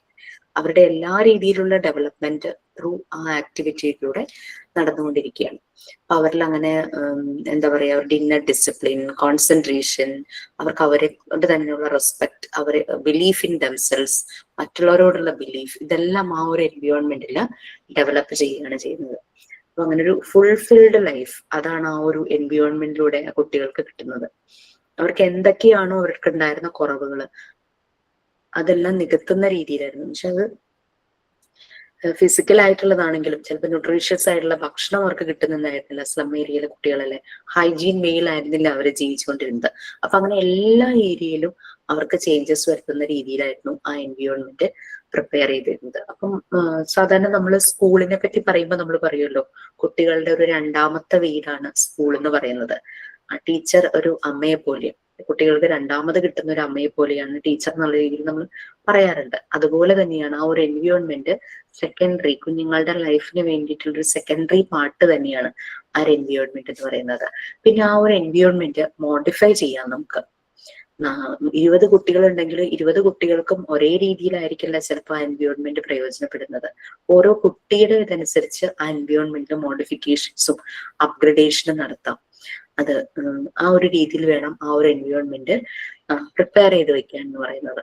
കുട്ടിയുടെ ആ ഒരു ഡെവലപ്മെന്റ്, അത് അവന് വേണ്ടുന്ന ഒരു ഫ്രീഡം. നമ്മൾ പറഞ്ഞിരുന്നു, ഒരു കുട്ടിയുടെ ഡെവലപ്മെന്റിന് വേണ്ടുന്ന 2 ഇമ്പോർട്ടന്റ് ഫാക്ടേഴ്സ് ആണ് കുഞ്ഞു വളരുന്ന സറൗണ്ടിങ്സ്, എൻവിയോൺമെന്റ്, പിന്നെ അവന് കൊടുക്കുന്ന ആവശ്യത്തിനുള്ള ഫ്രീഡം. അനാവശ്യമായിട്ടുള്ളതല്ല, ആ ഫ്രീഡം വിത്തിൻ ദ ലിമിറ്റ്സ് തന്നെ. അങ്ങനെ ഒരു നറിഷിങ് എൻവിയോൺമെന്റിലാണ് ഈ കുട്ടികൾ വളരുന്നത്. അങ്ങനെയാകുമ്പോൾ അവരുടെ ലൈഫ് കൂടുതൽ ഫുൾഫില്ല് ചെയ്യുന്ന പോലെ തന്നെ പോകും. അത് നമ്മൾക്ക് കാണാനായിട്ട് പറ്റും. കുട്ടികളിലെ ചേഞ്ചസ് എല്ലാം കാണാനായിട്ട് പറ്റും. അവരുടെ പ്രോഗ്രസ്, അവരുടെ ഡെവലപ്മെന്റ് എല്ലാം കാണാനായിട്ട് നമുക്ക് പറ്റും. അപ്പൊ ഈ ഒരു എൻവിയോൺമെന്റ്, ഇങ്ങനെ ഒരു എൻവിയോൺമെന്റ് ക്രിയേറ്റ് ചെയ്യണമെങ്കിൽ, അത് പ്ലാൻ ചെയ്യണമെങ്കിൽ, ഒരു കുഞ്ഞുങ്ങൾക്ക് വേണ്ടിയിട്ടാണല്ലേ പ്ലാൻ ചെയ്യണമെങ്കിൽ, അത് വളരെ നോളജ് ഉള്ളത്, അതിനെപ്പറ്റി നോളജ് ഉള്ള, കുഞ്ഞുങ്ങളുടെ വളർച്ചയ്ക്ക് ഏതെല്ലാം ഫാക്ടേഴ്സ് ആണ് ഹെൽപ്ഫുൾ ആയിട്ടുള്ളത് എന്ന് മനസ്സിലാക്കിയിട്ടുള്ള ഒരു അഡൾട്ടിന്, അത് വളരെ സെൻസിറ്റീവ് ആയിട്ടുള്ള ഒരു അഡൾട്ടിനാണ് ഇങ്ങനെയൊരു എൻവയോൺമെന്റ് ക്രിയേറ്റ് ചെയ്യാനായിട്ട് പറ്റുള്ളൂ. എന്തെങ്കിലുമൊക്കെ ഒരു കാര്യം സ്പേസ് ഉണ്ടാക്കി വെച്ച് കൺസ്ട്രക്ട് ചെയ്യുക എന്നുള്ളതല്ല ശരിക്കും. നമ്മൾ വീട് പണിയുമ്പോൾ നമ്മളും അങ്ങനെ കുറെ കാര്യങ്ങൾ നമ്മൾ ശ്രദ്ധിക്കില്ലേ. നമ്മളുടെ ബഡ്ജറ്റ്, നമുക്ക് ഉള്ള സ്ഥലത്ത് എങ്ങനെ യൂസ്ഫുൾ ആക്കാം ആ ഒരു രീതിയിൽ. അതുപോലെ തന്നെ ഈ കുഞ്ഞുങ്ങളുടെ അവരുടെ വളർച്ചയുടെ ആ ഒരു മെയിൻ ഫൗണ്ടേഷൻ വരുന്ന ഏജ് ആണ്. അപ്പൊ അവര് വളരുന്ന സാഹചര്യം അതുപോലെ നല്ലതായിരിക്കണമല്ലോ. ആ അറിവെല്ലാം ഉള്ള ഒരു വ്യക്തി വേണം ഈ ഒരു എൻവയോൺമെന്റ് ഡിസൈൻ ചെയ്യാൻ എന്നാണ് മോണ്ടിസോറി പറയുന്നത്. സാധാരണ സ്കൂളുകളെ പോലെ ഒരു മോണ്ടിസോറി സ്കൂള് നമുക്ക് ചെയ്തെടുക്കാൻ പറ്റില്ല. അതിന് അതിൻ്റെതായ ചില ഫാക്ടേഴ്സ് ഒക്കെ ഉണ്ട്. Okay, next adult. നമുക്കറിയാം, കുഞ്ഞ് വളരുന്നതിന്റെ അടുത്ത് തന്നെ അഡൾട്ടും ഉണ്ടായിരിക്കും. അത് സ്കൂളാണെങ്കിൽ അവിടുത്തെ ആ അഡൾട്ടിന്റെ റോള് ചെയ്യുന്നത് ഒരു ടീച്ചർ അഡൾട്ട് ആയിരിക്കുമല്ലോ. പിന്നെ അതുപോലെ തന്നെ വീട്ടിലെ പാരന്റ്സ്, ഗ്രാൻഡ് പാരന്റ്സ്, അങ്ങനെയുള്ള പലരും അഡൾട്ട് ആയിരിക്കും. അപ്പൊ കുട്ടിയുടെ ആ ഒരു ലിവിങ് പ്രോസസ്, ആ ഗ്രോയിങ്ങില്, ആ ഡിസൈൻഡ് എൻവയോൺമെന്റില് അഡൾട്ട് ഒരു പാർട്ടിസിപ്പന്റ് മാത്രമായിരിക്കണം. അവിടെ ആക്റ്റീവ് ആയിട്ടിരിക്കുന്നത് കുട്ടിയാണ്, അഡൾട്ട് പാസീവ് ആയിരിക്കണം. നമ്മൾ കുട്ടിയെ ശ്രദ്ധിക്കുക എന്നുള്ളതാണ്. കുഞ്ഞാണ് എല്ലാം തന്നെ ചെയ്യേണ്ടത്.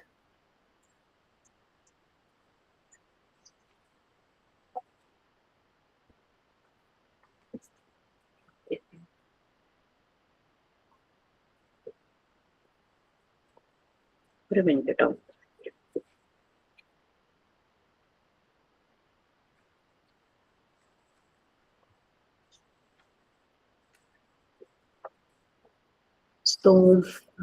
ഈ എൻവയോൺമെന്റ് കുട്ടിയെ ഹെൽപ്പ് ചെയ്യുന്നു, ഡെവലപ്മെന്റിന് വേണ്ടി ഹെൽപ്പ് ചെയ്യുന്ന രീതിയിലാണ് നമ്മൾ ഈ എൻവയോൺമെന്റ് ഡിസൈൻ ചെയ്തിരിക്കുന്നതെന്ന് പറഞ്ഞിരുന്നു. പിന്നെ കുട്ടിക്ക് ഇവിടെ ഫ്രീഡം വേണം. ഈ ഒരു എൻവയോൺമെന്റിൽ ഈ ഫ്രീഡം കിട്ടുമ്പോഴാണ് അവന് ഇഷ്ടമുള്ള ആക്ടിവിറ്റീസ് ചെയ്യാനുള്ള ഫ്രീഡം കിട്ടുന്നു. കുട്ടി ഇൻഡിപെൻഡന്റ് ആകുന്നു ഇഷ്ടമുള്ള ആക്ടിവിറ്റീസ് ചെയ്യുമ്പോൾ. അവന് തന്നെ ചെയ്യാൻ പറ്റുന്ന കാര്യങ്ങളിൽ നമ്മൾ ഹെൽപ്പ് ചെയ്യാതിരിക്കുക.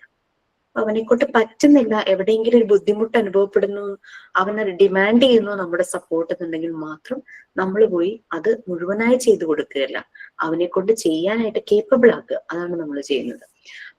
നമ്മൾക്കറിയാം, പ്രാക്ടിക്കൽ ലൈഫ് ഏരിയയില് നമുക്ക് ഡ്രസ്സിങ് ഫ്രെയിംസ് ഉണ്ട്. ബട്ടണിങ് ചെയ്യാനും സിപ്പ് ഇടാനും, അതുപോലെ തന്നെ ഷൂസ് അതിന്റെ ലേസ് ഉള്ളതാണെങ്കിൽ ലേസ് കെട്ടാനും, വെൽക്രോം ആണെങ്കിൽ വെൽക്രോം ശരിയായ രീതിയിൽ ഡാമേജ് ആവാതെ ഇങ്ങനെ ക്ലോസ് ചെയ്യാനും ഓപ്പൺ ചെയ്യാനും എല്ലാം ആ കുട്ടി പഠിക്കുന്നു.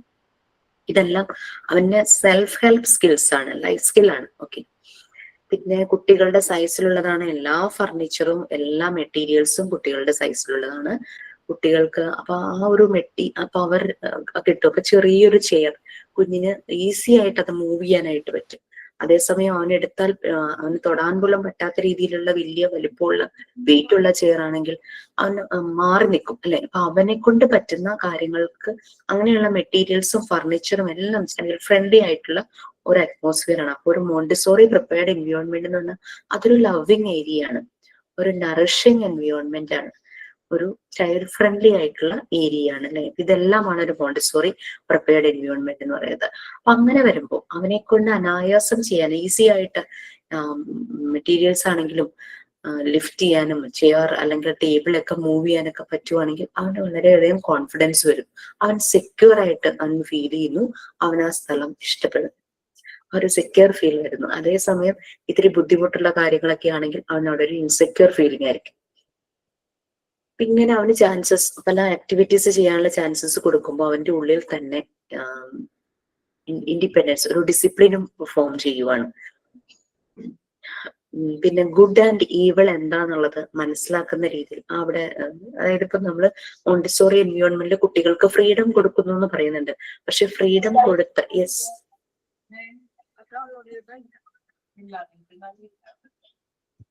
ഓക്കെ, ഫ്രീഡം കൊടുക്കുന്നു. ഫ്രീഡം കേൾക്കുന്നില്ല. ഞാൻ പറയുന്നൊന്നും കേൾക്കുന്നില്ല. ആണോ? അതെന്തൊക്കെയോ ഞാൻ പറയുന്നത് കേൾക്കുന്നില്ല. കേൾക്കാമോ കേൾക്കുന്നില്ലെന്നോ? കേൾക്കാം. ആര്യ പറഞ്ഞതപ്പൊ കേൾക്കാതിരുന്നു. ഓക്കെ, നമ്മളിപ്പോ മോണ്ടിസോറി എൻവയോൺമെന്റിന്റെ പ്രത്യേകതകളായിരുന്നു പറഞ്ഞുകൊണ്ട് വന്നത്. അതൊരു നറിഷിങ് ഏരിയ ആണ്, ലവിങ് ഏരിയ ആണ്, ചൈൽഡ് ഫ്രണ്ട്ലി ആണ്, കുട്ടികൾക്ക് പറ്റുന്ന രീതിയിലുള്ള മെറ്റീരിയൽസ് ആണ്, അവർക്ക് തന്നെ ഹാൻഡിൽ ചെയ്യാൻ പറ്റുന്ന, ഈവൻ വെയിറ്റ് ആണെങ്കിലും സൈസ് ആണെങ്കിലും ചെയർസ് ആണെങ്കിലും ബാക്കി ടേബിളൊക്കെ ആണെങ്കിലും കുഞ്ഞിന് തന്നെ മൂവ് ചെയ്യാനും. 1 സെക്കൻഡ് കേട്ടോ, ഓഫീസിൽ അത് ആണ്.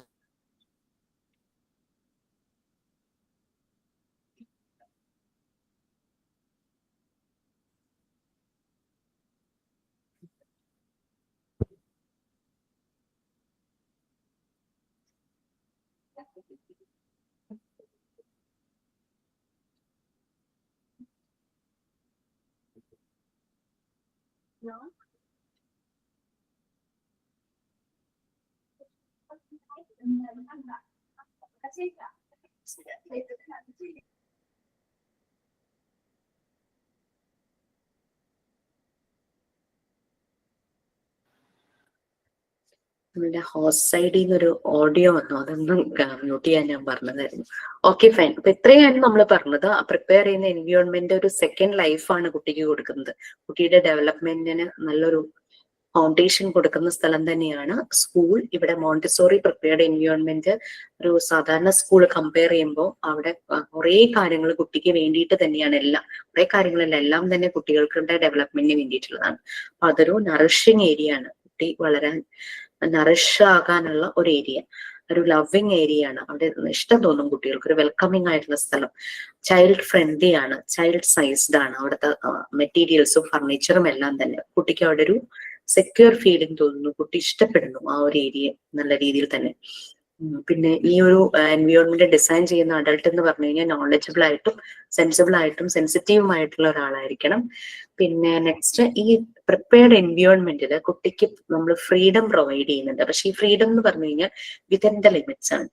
നമുക്കറിയാം ഒരു കുഞ്ഞിന് എത്രത്തോളം ഫ്രീഡം കൊടുക്കണം എന്നുള്ളത് നമുക്കറിയാം. അതിന്റെ കൺട്രോൾ നമ്മുടെ കയ്യിലായിരിക്കണം. പക്ഷെ കുട്ടിക്ക് ഫീൽ ചെയ്യരുത് ആ ഒരു കൺട്രോൾ നമ്മുടെ കയ്യിലാണെന്നുള്ളത് ഫീൽ ചെയ്യരുത്. നമ്മൾ കമ്പയർ ചെയ്ത് പറഞ്ഞിട്ടില്ലേ, പട്ടം പോലെ.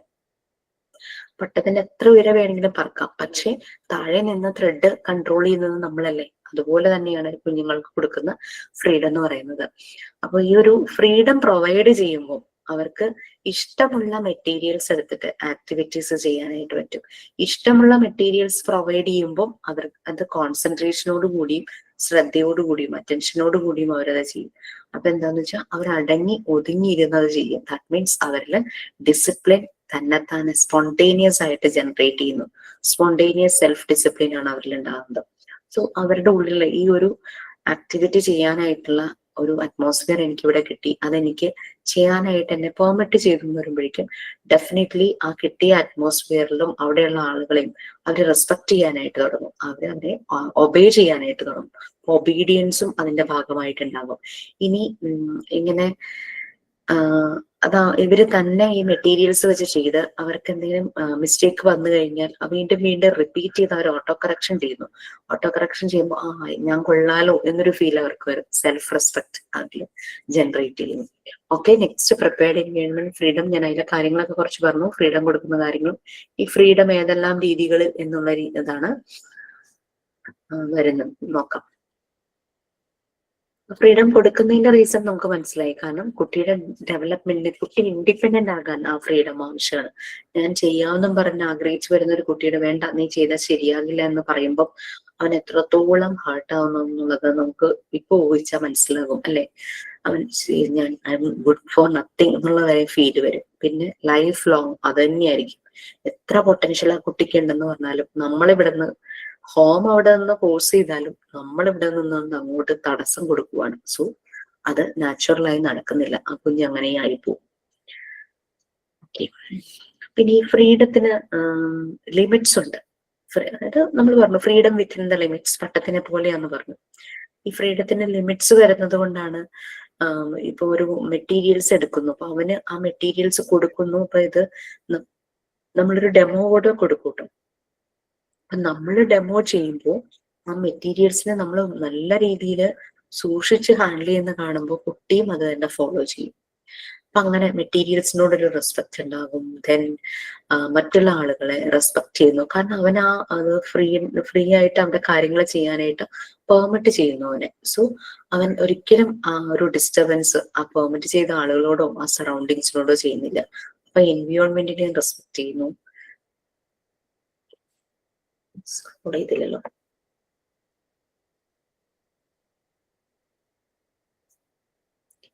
പിന്നെ തന്നെ ചെയ്ത് അത് ശരിയാകുമ്പോഴേക്കും അവനൊരു ഒരു സെൽഫ് ഇത് വരും, സെൽഫ് എസ്റ്റീം വരും. അപ്പൊ അവനെ തന്നെ റെസ്പെക്ട് ചെയ്യുന്നു.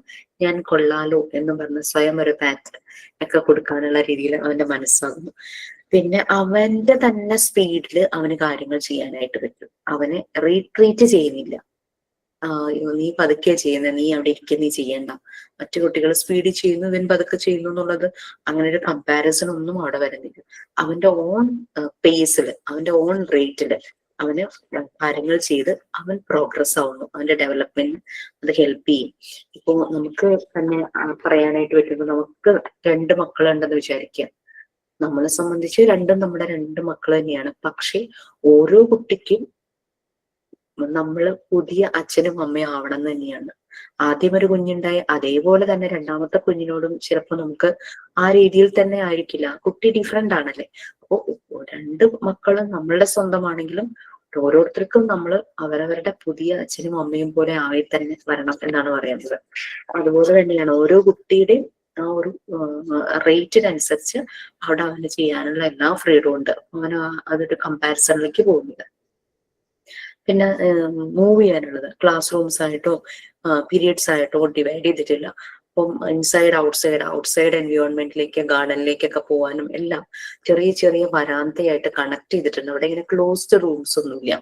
മോണ്ടിസോറി സ്കൂളിന്റെ ഒരു പ്രത്യേകതയാണ് ക്ലോസ്ഡ് റൂംസില്ല. മെയിൻ ഗേറ്റും ബിൽഡിങ്ങിനൊരു ഡോറും ഉണ്ടായിരിക്കും. പക്ഷെ വരാന്തകൾ നിറയുണ്ട്. ഈ വരാന്തയിലൂടെ കുട്ടിക്ക് ഔട്ട്ഡോറിലേക്ക് പോകാനുള്ള എല്ലാ ഫ്രീഡം ഉണ്ട്. പിന്നെ മെറ്റീരിയൽസ് ചൂസ് ചെയ്യാനുള്ള ഫ്രീഡം, ദെൻ സംസാരിക്കാനുള്ള ഫ്രീഡം. അതൊരു ട്രഡീഷണൽ ക്ലാസ് റൂമിൽ നമുക്കിതൊന്നും പ്രൊവൈഡ് ചെയ്യാനായിട്ട് പറ്റില്ല.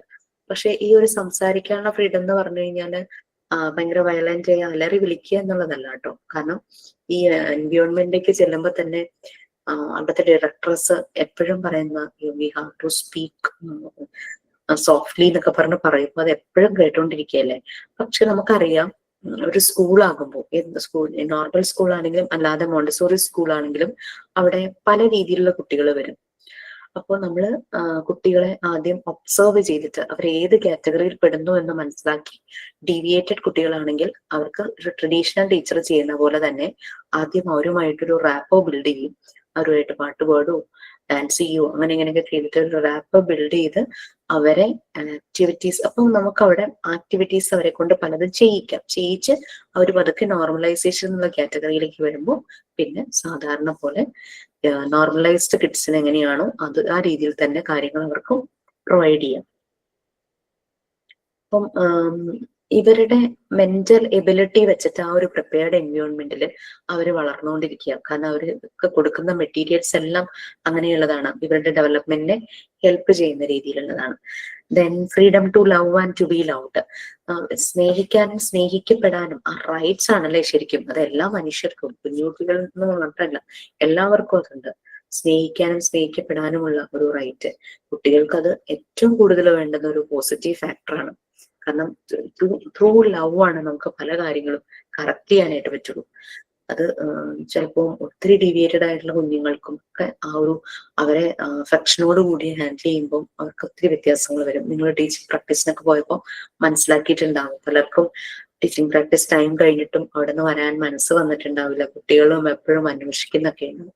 പിന്നെ പല രീതിയിലും പറഞ്ഞു കഴിഞ്ഞാൽ ഡേഞ്ചറസ് സോൺ തന്നെയാണ് ഈ എൻവയോൺമെന്റ് എന്ന് പറയുന്നത്. കാരണം പല പ്രാക്ടിക്കൽ ലൈഫ് സ്കിൽസും അവരിവിടെ നിന്ന് പഠിക്കുന്നു. ഫോർ എക്സാമ്പിൾ വെജിറ്റബിൾ കട്ട് ചെയ്യാൻ, ഫ്രൂട്ട്സ് കട്ട് ചെയ്യാൻ, മൈക്രോവേവ് യൂസ് ചെയ്യാൻ, പിന്നെ ജ്യൂസ് ഉണ്ടാക്കാൻ, ഫ്രൂട്ട്സ് ഒക്കെ കട്ട് ചെയ്യേണ്ട ഒരു നൈഫൊക്കെ യൂസ് ചെയ്യേണ്ട വരും. ഗ്ലാസ് ആണ്, ഗ്ലാസ് കൊണ്ടുള്ള പാത്രങ്ങളും ടംബ്ലറും ഒക്കെ ഉണ്ടാകും. അപ്പൊ അതൊക്കെ ശരിയായ രീതിയിൽ ഹാൻഡിൽ ചെയ്യാം. അതൊക്കെ ഒരു പ്രാക്ടീസ് ചെയ്യുമ്പോഴേക്കും അവർക്ക് ആ ഡേഞ്ചർ, ഇത് പാടില്ല എന്നും പറഞ്ഞ് വിലക്കിയിട്ടുണ്ടാവും, അതിൽ നിന്നൊക്കെ അവർ ഫ്രീ ആവുകയാണ്. Next freedom from competition. ഇവിടെ റിവാർഡ്സും ഫ്രീഡത്തിന്റെ അതൊന്ന് പറഞ്ഞിട്ട് 13 വരെയുണ്ട്. റിവാർഡ്സും പണിഷ്മെന്റും അങ്ങനെയുള്ള കാര്യങ്ങളൊന്നുമില്ല.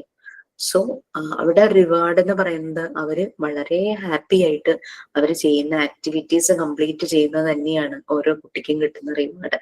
അതുകൊണ്ട് ഇങ്ങനെയുള്ള ക്ലാസ് റൂമുകളിൽ അവര് പ്രൈസസ്, റിവാർഡ് അതിനെപ്പറ്റി ബോധർ ചെയ്യുന്നില്ല. പിന്നെ അവർക്ക് ഇമ്പോസിഷൻ കൊടുക്കുന്നില്ല, പണിഷ്മെന്റ് കൊടുക്കുന്നില്ല, അങ്ങനെ ഫിസിക്കൽ ആയിട്ടുള്ള പണിഷ്മെന്റ്സും ഒന്നും കൊടുക്കുന്നില്ല.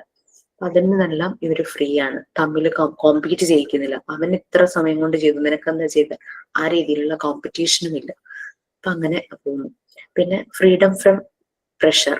എല്ലാവരും അവരുടെ ഓൺ റേറ്റ് ആൻഡ് ഡെവലപ്മെന്റ് ആണ് പോകുന്നത്, ആ ഒരു സ്പീഡ്. അല്ലാതെ അവിടെ നമ്മൾ ഫോഴ്സ്ഫുള്ളി അത് ചെയ്യുക ഇത് ചെയ്യുക എന്ന് പറയുന്നില്ല. അവർക്ക് ഇഷ്ടപ്പെട്ട ആക്ടിവിറ്റീസ് ചൂസ് ചെയ്തിട്ടാണ് അവർ കാര്യങ്ങൾ ചെയ്യുന്നത്. അപ്പൊ ഓക്കെ, ഇപ്പൊ ഫ്രീഡം ഫ്രം പ്രഷർ വരെ നമ്മൾ പറഞ്ഞു. അപ്പൊ നിങ്ങൾ രാത്രി നൈറ്റ് ക്ലാസ്സിന് വരുമ്പോൾ സ്ട്രക്ചർ ആൻഡ് ഓർഡറും, പിന്നെ റിയാലിറ്റി ആൻഡ് നേച്ചറും, അറ്റ്മോസ്ഫിയർ ആൻഡ് ബ്യൂട്ടി, അതുവരെ ഒന്ന് ചെറിയൊരു ടോപ്പിക്സാ. ഒന്ന് വായിക്കാൻ പറ്റുമെങ്കിൽ ഒന്ന് വായിക്കും. അത് കഴിഞ്ഞ് മോണ്ടിസോറി മെറ്റീരിയൽസിനെ കുറിച്ചുള്ള കാര്യങ്ങളാണ്. അതും നോക്കാൻ പറ്റിയ സമയം കിട്ടിയാൽ നോക്കിയിട്ട് വരും. നോക്കണം, കുറെ ഉണ്ടെന്നേ ഉള്ളൂ. പക്ഷെ നമ്മളിപ്പോ ടേംസ് എടുത്ത പോലെ നമുക്ക് മനസ്സിലാകാത്ത കാര്യങ്ങളൊന്നുമില്ല. നമ്മൾ ആദ്യത്തെ ഇതിൽ പറഞ്ഞ ഡെവലപ്മെന്റിനെ ഹെൽപ്പ് ചെയ്യുന്ന എൻവിയോൺമെന്റും ഫ്രീഡവും എങ്ങനെയാണെന്നാണ് നമ്മളിപ്പോ പറഞ്ഞത്. ഇനി ആ ഒരു എൻവിയോൺമെന്റില് ആ എൻവിയോൺമെന്റ് എങ്ങനെയാണ് ഡിസൈൻ ചെയ്യുന്നത്, മീൻസ് അതിന്റെ ഒരു ബ്യൂട്ടി അതെങ്ങനെയാണ്, അങ്ങനെയുള്ള അറ്റ്മോസ്ഫിയർ എങ്ങനെയാണെന്നുള്ളതൊക്കെയാണ് നെക്സ്റ്റ്. പിന്നെ മോണ്ടിസോറി മെറ്റീരിയൽസിനെ കുറിച്ചുള്ള കാര്യങ്ങളാണ്. ഓക്കെ, ബിനി ഒരു 2 മണിയല്ല, ഒരു 1 മണിയായിട്ടും എന്റെ ഭാഗത്തുനിന്ന് മെസ്സേജ് ഒന്നും വന്നില്ലെങ്കിൽ എന്നെ ഒന്ന് റിമൈൻഡ് ചെയ്യിക്കേ, മറ്റേ ഇതിനെ കുറിച്ച്, വൈവയുടെ സ്ലോട്ടിനെ കുറിച്ച് കേട്ടോ. ഓക്കെ, ദെൻ നമുക്ക് വൈൻഡപ്പ് ചെയ്യാം. ഈവനിങ് കാണാം, 8 മണിക്ക്. Okay, ma'am. Thank you. Thank you ma'am. Thank you.